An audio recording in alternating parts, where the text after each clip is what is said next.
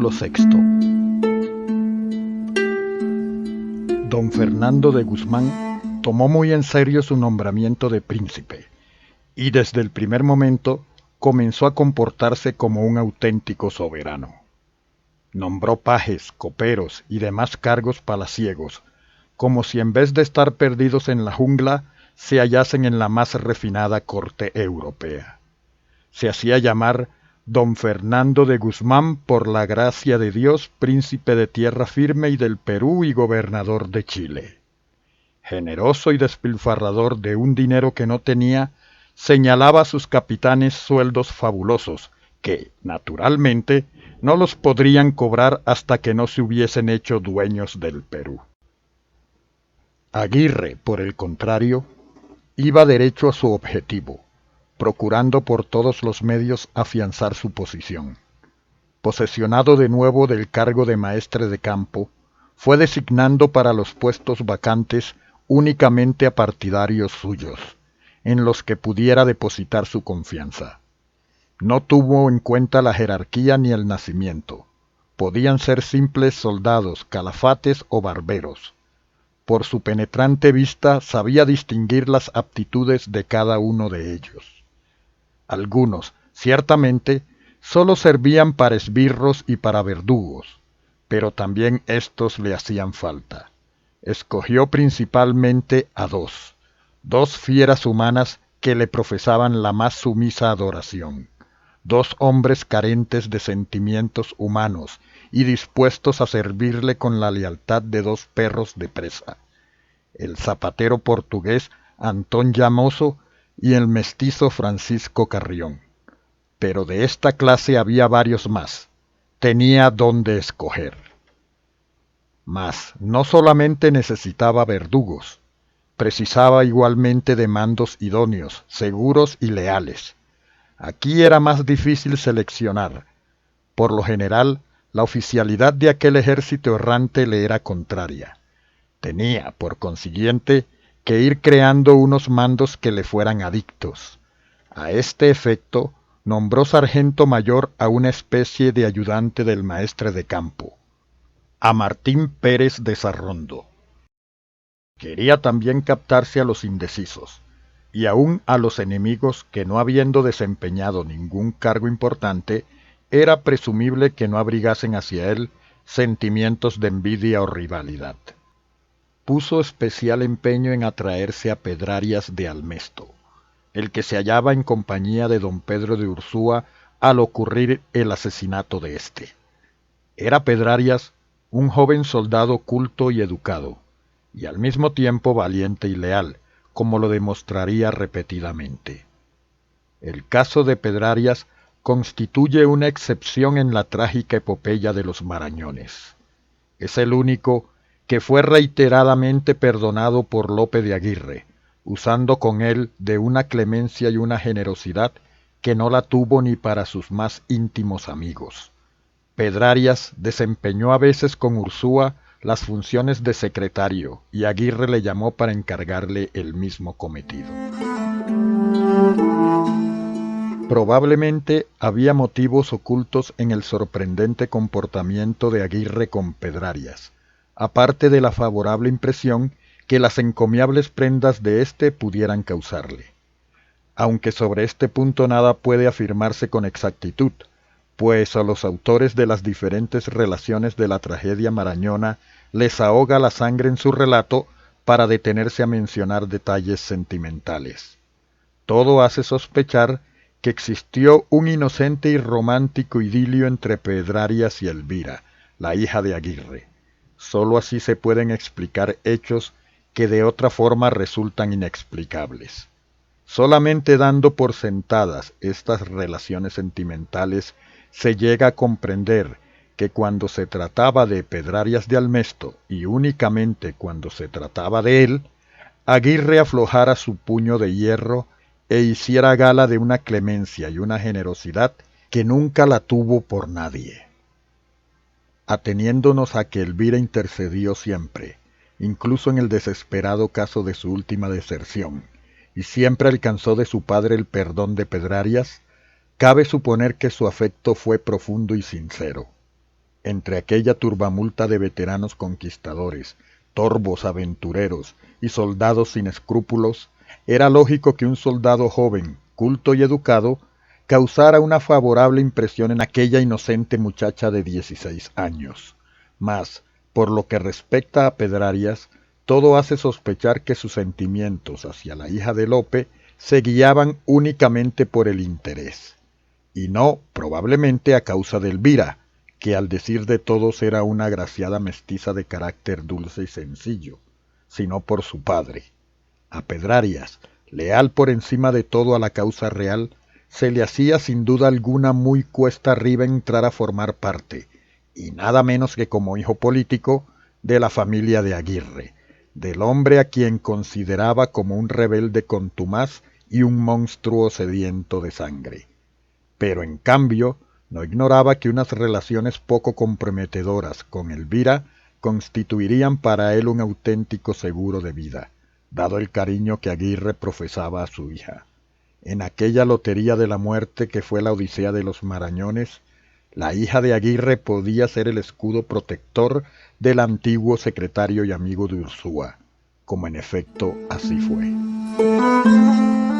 Parece que Aguirre ni ignoraba ni autorizaba este romántico idilio, y dada la benignidad con que se comportó siempre con Pedrarias, se ha de inferir, lógicamente, que no lo veía con malos ojos. Parece que no le desagradaba que en medio de aquel tropel de aventureros fuese Pedrarias, culto, educado y valiente, quien hubiese logrado atraer las miradas, tímidas y furtivas, de su hija. No obstante, y a pesar de las buenas prendas que le adornaban, Pedrarias demostró al final de la tragedia muy poco agradecimiento, y esta es una nota muy fea para una persona. Pero no solamente procuraba Aguirre atraerse amigos, como por ejemplo Pedrarias, para ir reforzando el núcleo de sus partidarios, sino que con mayor interés aún estaba atento a deshacerse de sus enemigos. Ahora le tocó el turno al antiguo alguacil mayor de Ursúa, un tal Pedro Alonso Casco, por ciertas palabras que dijo, aunque fueron pronunciadas en latín, o tal vez por esto, le parecieron a Aguirre que despedían un cierto tufillo a conspiración. Comenzó por entonces Aguirre a adoptar la costumbre de colgar un cartel en el pecho de los ajusticiados, para hacerse saber de todos el motivo de la ejecución. Del pecho de Alonso Casco colgaba un cartelito que decía, por hablador. Llevaban cerca de 3 meses en aquel poblado, y ya se había dado fin a la construcción de los 2 bergantines, a los que sólo faltaba poner las cubiertas para estar totalmente terminados. Aguirre propuso a don Fernando que partiesen en busca de un lugar en que hubiese madera adecuada para ello. Reanudaron la marcha y al cabo de varios días de navegación llegaron a un pueblo de pocas casas y muchos mosquitos, que estaba abandonado por los naturales. En este lugar pasaron la Pascua de Resurrección, y Aguirre, firme en su propósito de que nadie que no fuera uno de sus incondicionales ocupara un cargo de importancia, hizo que don Fernando destituyese de su puesto de alférez general a Alonso de Villena. El pretexto que adujo fue, desde luego, bastante sorprendente. Se alegó que Villena había sido en el Perú mozo de servicio, es decir, criado, y que no podía ocupar un puesto tan principal quien había ejercido tan baja profesión. Indudablemente este argumento era válido solo para Alonso de Villena, pues Lope de Aguirre, que había sido domador de caballos, podía ostentar a la vista de todos el cargo más importante, el de maestre de campo. Pasada la Pascua partieron de nuevo, y al día siguiente llegaron a un gran poblado, abandonado apresuradamente por los indios, dejando abundante comida. Estaba el pueblo en una barranca del río y detrás del poblado había una laguna, de forma que parecía que el pueblo se asentaba en una isla larga y estrecha, y con arreglo a esta situación del terreno, las casas estaban construidas en hileras una detrás de otras. El campamento se ordenó tal como lo dispuso Aguirre, que de nuevo volvió a demostrar que jamás obraba improvisadamente. Preparó el campamento de forma que él pudiera tener siempre el absoluto control del mismo, y esto tuvo, poco después, una importancia primordial. En un extremo del largo poblado fueron aposentados don Fernando y algunos oficiales. El centro lo ocupó Lope con sus adictos y en el otro extremo aposentó a los demás. De esta manera, dividió en dos el grupo de los que no eran amigos suyos, colocándolos separados en los dos extremos del poblado. Él, desde el centro, podía acudir donde fuese necesario.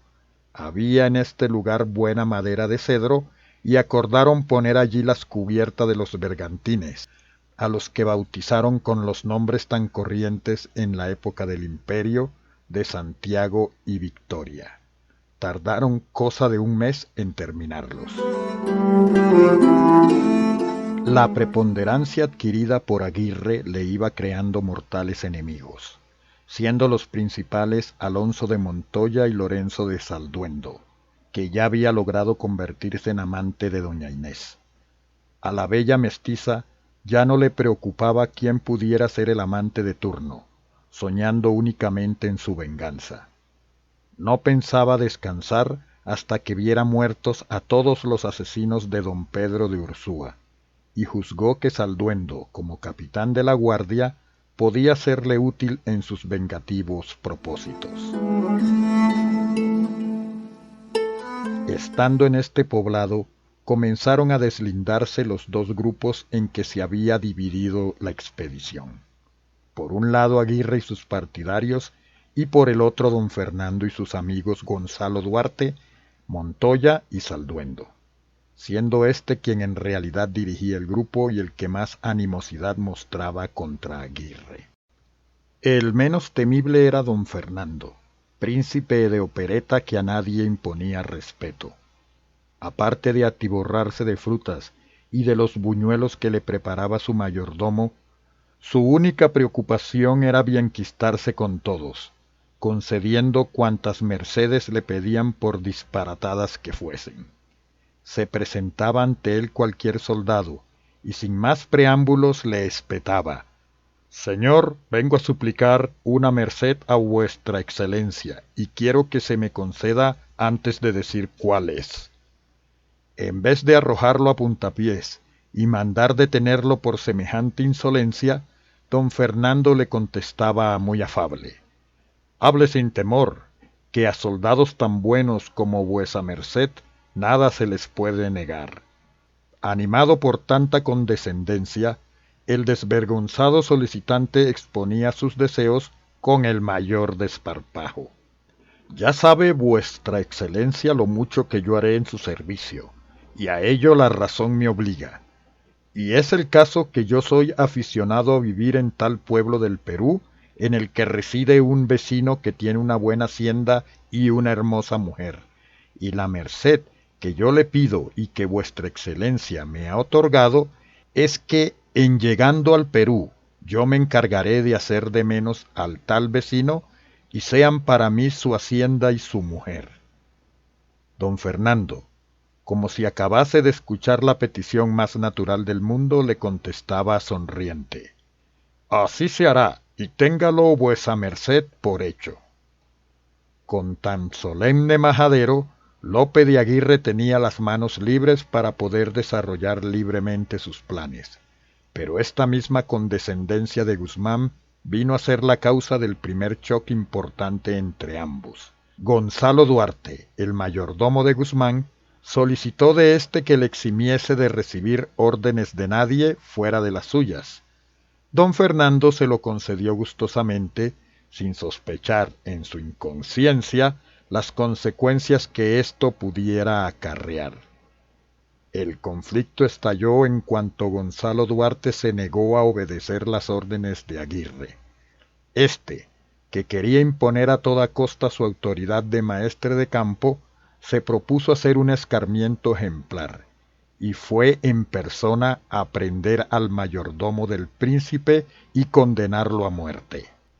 Tuvo que intervenir personalmente don Fernando, y le costó no poco trabajo salvar la vida de su mayordomo después de una escena circense de Lope, en la que éste se arrojó al suelo y ofreciendo su espada a Guzmán le dijo que si no le entregaba a su mayordomo para hacer la debida justicia, prefería que le cortase a él la cabeza. Don Fernando le apaciguó y terminaron abrazándose Lope y el mayordomo. Aguirre era un enamorado de las escenas teatrales. Eran estas las primeras escaramuzas de la última batalla que se estaba librando para adueñarse del mando, y López estaba preparando concienzudamente.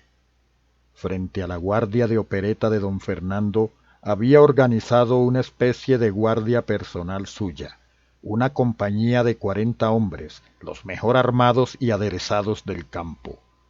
Al mismo tiempo, sus confidentes le tenían al corriente de cuanto se hacía y hasta se decía en el campamento. Tampoco sus enemigos dormían. Don Fernando comenzó a recelarse de Aguirre desde el incidente con su mayordomo, dándose cuenta de que en realidad Lope ejercía un poder mayor que el suyo. Por su parte, Lorenzo de Salduendo, azuzado por doña Inés y por Gonzalo Duarte, se había convertido en el más implacable enemigo de Aguirre. Y a ellos se habían unido el capitán Alonso de Montoya, el almirante Miguel Bovedo y varios más, incluso el padre Henao, según se decía. Los jefes de este grupo tuvieron una reunión presidida por don Fernando, en la que se propuso abiertamente quitar la vida a Lope de Aguirre. Todos estuvieron de acuerdo en esto y la mayoría opinó que debía hacerse inmediatamente para no dar tiempo a Aguirre a defenderse. Pero Alonso de Montoya no estuvo de acuerdo, diciendo que Lope contaba con muchos partidarios y no sería posible sorprenderle, por lo que se entablaría una lucha en la que correría mucha sangre y el resultado sería incierto. A su juicio, era preferible que, una vez terminados los bergantines, estuviesen navegando y como Aguirre, en su calidad de maese de campo, tendría que pasar frecuentemente al bergantín de don Fernando, no faltaría entonces ocasiones de deshacerse de él, sin ningún peligro.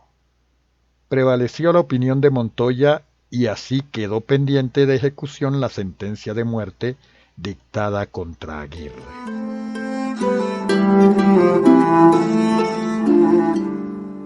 A punto de partir los bergantines, tuvo lugar un incidente entre Aguirre y Salduendo. Quería éste llevar al bergantín en el que iría doña Inés unos colchones para que la mestiza fuese más cómoda, pero Aguirre se opuso rotundamente, diciendo que no había espacio para eso. Salduendo, ciego de ira, cometió la imprudencia de proferir frases amenazadoras contra Aguirre. También doña Inés, enterada al parecer por Salduendo de cuanto se estaba tramando contra Lope, dejó correr la lengua con ocasión de la muerte de una criada suya, que falleció por entonces. Cuando la estaban enterrando, la mestiza pronunció estas enigmáticas palabras: «Dios te perdone, hija, dentro de pocos días tendrás muchos compañeros». Todo esto llegaba indefectiblemente a oídos de Aguirre, quien juzgó que debía obrar con la máxima rapidez si no quería verse sorprendido por sus enemigos. Citó, pues, a varios de los suyos para una determinada hora de la noche, y distribuyó por el campo a sus confidentes para que le informasen del lugar en que se encontraba Salduendo a la hora indicada. Pero tampoco ahora pudo guardarse un secreto absoluto, y enterado don Fernando de que Aguirre preparaba un golpe contra el capitán de su guardia, mandó llamar a Salduendo y le hizo quedarse en su aposento, juzgando que esta era la única manera de salvarle la vida. Cuando le informaron a Aguirre de que Salduendo se hallaba en el aposento de don Fernando, tuvo un momento de vacilación. Le parecía muy fuerte matar a Salduendo en casa del príncipe y en la misma presencia de éste. ¿Cómo podría justificar ante Guzmán la muerte del capitán de su guardia? Si sus relaciones con don Fernando desde el incidente con el mayordomo eran muy tensas, a partir de entonces se harían insostenibles. Le preocupaba también el efecto que causaría en el campamento al enterarse de que el mismo don Fernando no había podido librar de la muerte al capitán de su guardia, asesinado en su aposento y en su misma presencia. Esto probablemente le restaría muchas simpatías, y lo que él procuraba a toda costa era extender el área de sus partidarios. Mas acabó por rechazar estas consideraciones, juzgando que su prestigio y su autoridad sufrirían una merma considerable si don Fernando conseguía arrebatarle una segunda presa de entre las manos. Primero fue Gonzalo Duarte, ahora Lorenzo de Salduendo. Sería una evidente demostración de que había alguien más fuerte que Aguirre y en lo sucesivo cualquiera que contase con la amistad o el amparo de Guzmán se atrevería a desobedecerle y a desconocer su autoridad. Un acto de debilidad en aquellas circunstancias podía ser incluso que muchos de sus partidarios se apartaran de su bando. Esto acabó de decidirle. Lorenzo de Salduendo tenía que morir.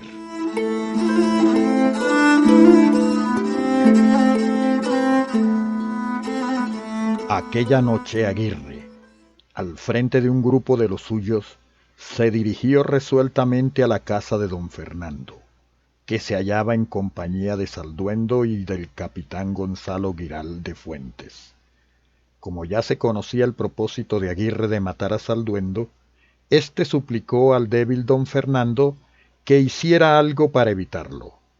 Todo lo que se le ocurrió a Guzmán fue mandar a Giral de Fuentes para que tratase de aplacar a Lope. Giral tropezó con Aguirre y los suyos en el camino, pero Lope no quiso ni escucharlo. Había decidido ya la muerte del capitán de la guardia y no pensaba volverse atrás. Al punto a que habían llegado las cosas entre Salduendo y él, uno de los dos tenía que caer, y Aguirre no estaba dispuesto a ser de víctima. Sabía que si quedaba con vida, Salduendo le mataría a él, en cuanto pudiese. Entre aquellos aventureros perdidos en la jungla amazónica, regía la misma ley que entre las fieras de la selva. Mátale a él antes de que él te mate a ti. Sin hacer caso de Giral de Fuentes, prosiguieron su marcha hasta la casa de don Fernando, en la que, sin cuidarse de llamar, entraron en tropel. Una vez dentro, y sin ningún respeto por la presencia del príncipe, Lope, Martín Pérez y Juan de Aguirre se abalanzaron sobre Salduendo y lo cosieron a estocadas y lanzadas. Don Fernando, con el rostro demudado, comenzó a dar voces. ¿Qué es esto, señor maestre de campo? ¿Qué atropello es este? Aguirre, con los ojos centelleantes y presa de violenta excitación, le contestó: Señor, vuestro capitán de la guardia había conspirado para matarme a mí y a otros fieles servidores vuestros. Pero yo no le he dado tiempo para realizar tan ruines pensamientos. Y también os digo que de aquí en adelante no me he de fiar de ningún sevillano. Don Fernando era de Sevilla, y siempre que me llaméis, he de venir acompañado de 50 hombres armados. Y mire su señoría por si no le vaya a pasar lo mismo. Don Fernando quedó aterrado. Salieron de la casa y Aguirre, llamando aparte a Antón Llamoso y a Francisco Carrión, les dijo: Ahora, hijos míos, es conveniente que, en la forma que os tengo dicho, acabéis con el maleficio que trae sobre todos doña Inés, pues esa maldita mestiza es la causa de todas las muertes y desgracias. Llamoso y Carrión se separaron del grupo y se encaminaron a casa de la mestiza. Como dos fieras en acecho, entraron sin hacer ruido, llegando hasta el lecho en que se hallaba durmiendo. Se abalanzaron sobre ella tapándole la boca para que no pudiese gritar, y cogiéndola en vilo entre los dos, la sacaron de la casa y la llevaron fuera del poblado. La mestiza se retorcía desesperadamente entre los brazos de los dos esbirros, que tuvieron que echar mano de todas sus fuerzas para sujetarla e impedir que gritase. Una vez en la entrada de la selva, Llamoso hundió su puñal en la garganta de doña Inés, y seguidamente aquellas dos fieras clavaron repetidamente sus armas en aquel hermoso cuerpo, hasta dejarlo sin vida. Allí quedó tendido el cadáver de la ex reina de la expedición, y Carrión y Llamoso regresaron a dar cuenta a Lope de que doña Inés no traería ya más maleficios al campamento.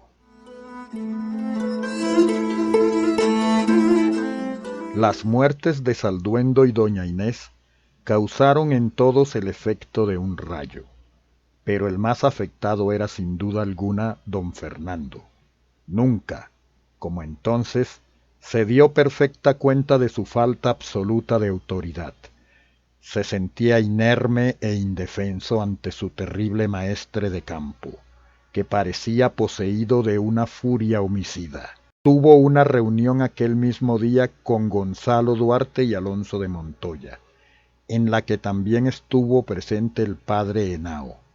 Se deliberó sobre lo que convenía hacer y todos estuvieron de acuerdo en que era absolutamente preciso deshacerse de aquel maestre de campo que les hacía vivir con la muerte suspendida sobre sus cabezas. Gonzalo Duarte, que no veía el momento de librarse de la constante amenaza de Aguirre, opinaba que sin perder un solo instante debían reunir todas las fuerzas y caer sobre Aguirre y los suyos, hasta acabar con todos. Cada hora que dejaran pasar era correr el riesgo de que Lope hiciese con ellos lo que acababa de hacer con Salduendo y doña Inés. De nuevo Montoya, como en la noche anterior, estuvo disconforme con este parecer. No creo, dijo, que al punto que hemos llegado sea tan fácil acabar con Aguirre, como dice Gonzalo Duarte. Para ello tendríamos que hacerlo por sorpresa, pero Lope está prevenido y no hay que pensar en que lo cogeríamos descuidado. Habría por tanto que atacarlo abiertamente, y como Lope de Aguirre tiene muchos partidarios y están bien armados, la lucha sería encarnizada, por lo que además de correr mucha sangre el resultado sería muy incierto. Por otra parte, no creo que por ahora corramos peligro, pues si Aguirre hubiese querido matarnos, esta noche pasada lo hubiera podido hacer, al mismo tiempo que a Salduendo y doña Inés. Estas razones me llevan a pensar que lo más acertado es esperar a que estemos navegando, que será dentro de muy pocos días, y entonces, cuando Aguirre pase al bergantín de don Fernando, lo tendremos a nuestra merced y lo podremos matar sin que corra la sangre y sin riesgo alguno.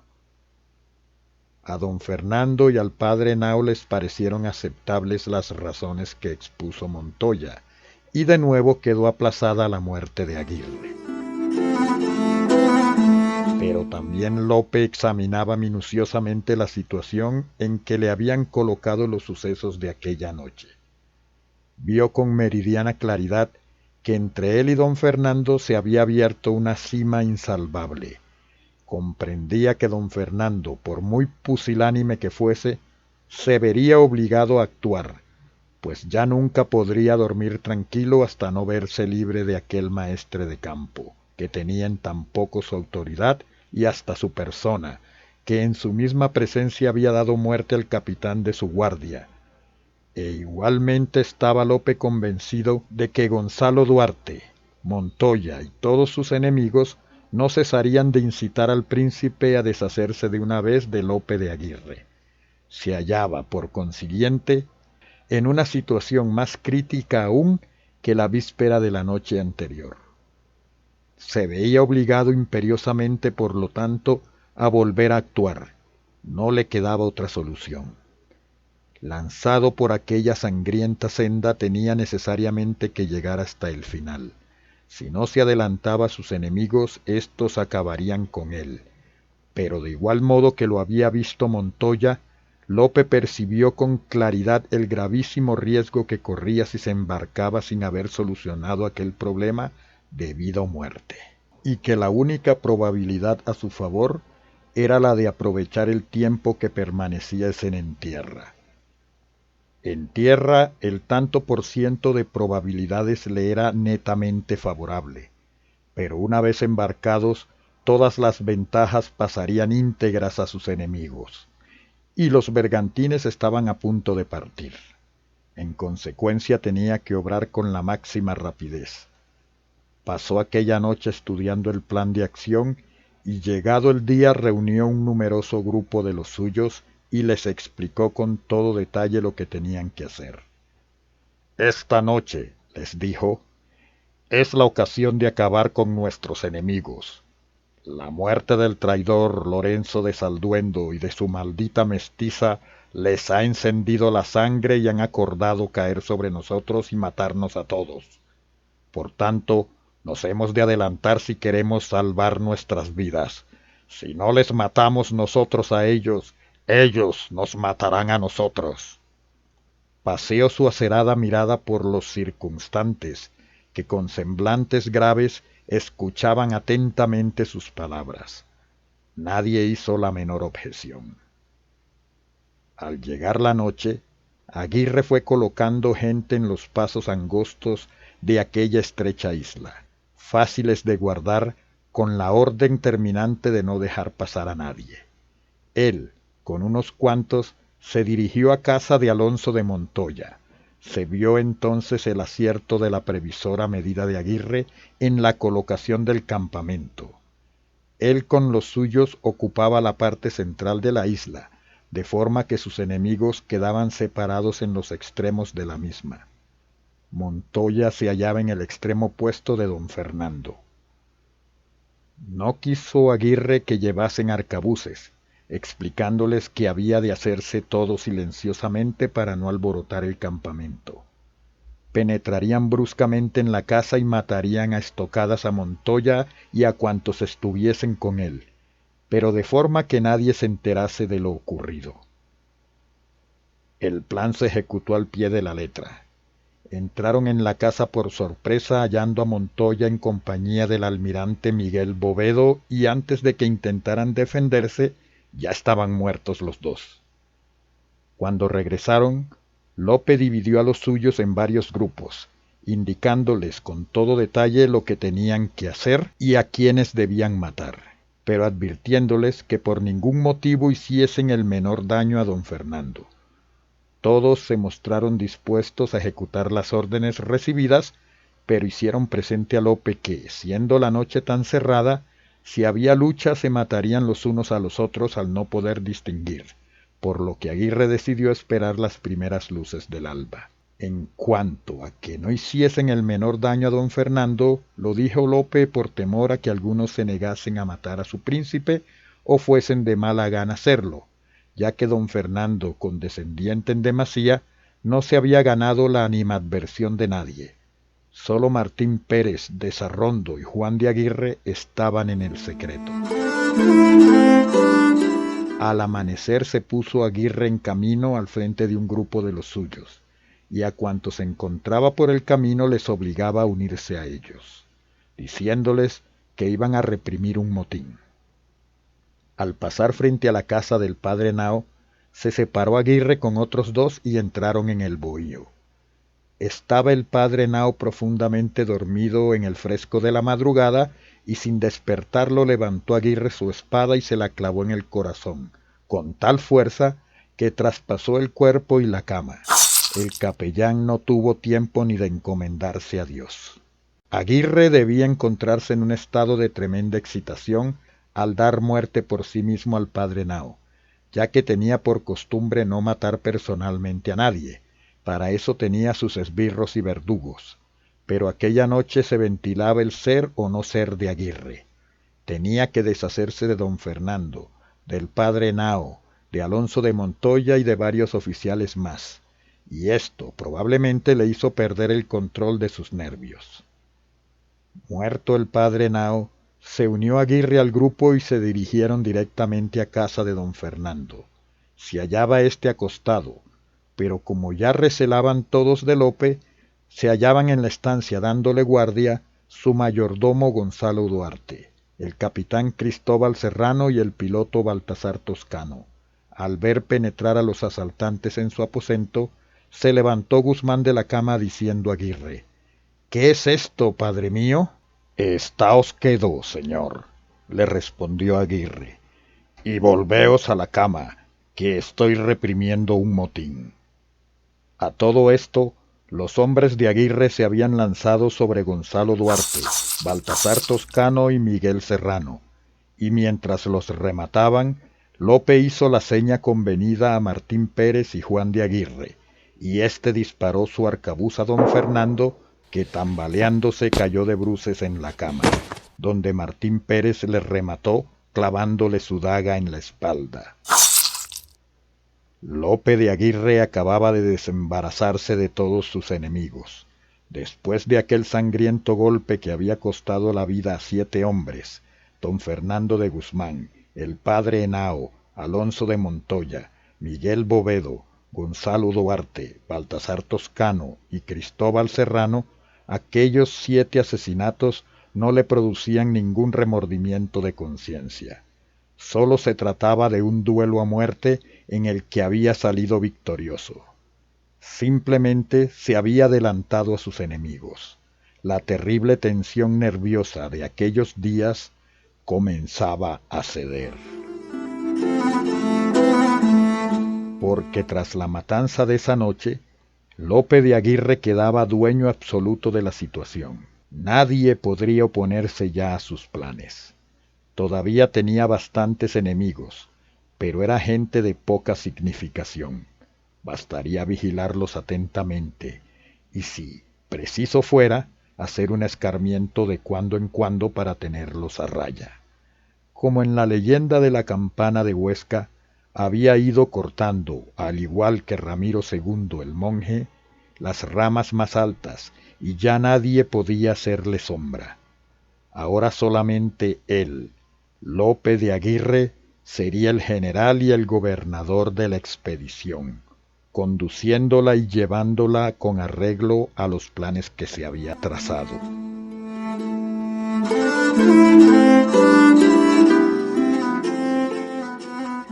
Estaba sereno, imperturbable, frente a aquellos aventureros que le contemplaban con asombro y estupor. Todos los ojos se clavaban en él, como queriendo adivinar las ideas que bullían en su cerebro y los sentimientos que agitaban su corazón. Hasta para aquellos desalmados aventureros resultaba excesivamente fuerte la expeditiva forma con que Aguirre se desembarazaba de sus enemigos. Generales, príncipes, capellanes, oficiales, mujeres, nada ni nadie detenía su brazo homicida. Aquellos crudos soldados, al verle frente a ellos, sentían una mezcla de admiración y repulsión. Les había reunido para dirigirles la palabra, pero ¿qué podía decirles como pretexto y justificación de aquella matanza? Pero Aguirre no pensaba dar excusas ni pretextos. Trataría de justificar lo sucedido, pero lo que se proponía más bien era calmar los ánimos, quitando importancia a aquellas muertes. Paseó su mirada por todos, y con voz serena y gesto tranquilo les dijo: «Nadie debe alborotarse por lo que ha ocurrido, pues estas son cosas que trae la guerra. Don Fernando y sus amigos nos estaban haciendo traición, pues ya no querían llevarnos al Perú como lo tenían jurado, por lo que ha sido menester hacer en ellos la justicia que se merecían, y sobre todo esto podría decir mucho, pero al presente no quiero tratar más de ello. Solo pido a vuesas mercedes que me tengan por amigo y que tengan confianza en mí, que si me son fieles y no me traicionan, yo les prometo llevarles al Perú, donde seremos nosotros los que gobernaremos, y serán para nosotros las riquezas de aquellos reinos». sin estar sujetos al rey de España ni a sus virreyes y gobernadores. Y ahora, marañones, yo soy vuestro fuerte caudillo, y es ahora cuando irá la guerra derecha. También os he de decir que he nombrado mi maestre de campo a Martín Pérez, y así os iré dando cuenta de los demás nombramientos que se hagan. Entonces los llamó por primera vez marañones, como les nombraría en adelante, diciéndoles que les llamaba así porque se venían del río Marañón, en el Perú. Los partidarios de Aguirre se encargaron de que los vivas a la libertad y a Lope de Aguirre atronaran el espacio de aquel perdido rincón del infierno verde y sancionaran, por aclamación, la nueva jefatura de la expedición, que ya no estaría mandada ni dirigida por ningún general, gobernador ni príncipe, sino por uno de ellos, Lope de Aguirre, que a partir de aquel momento sería el fuerte caudillo de los marañones. Era la rebelión más extraordinaria que se pudiera concebir, y parecía más bien cosa de locos. Sin embargo, nadie en la expedición lo consideró como una locura.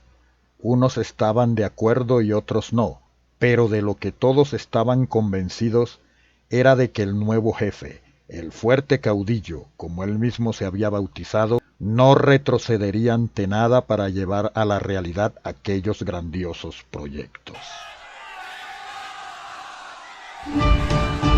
Fin del capítulo 6.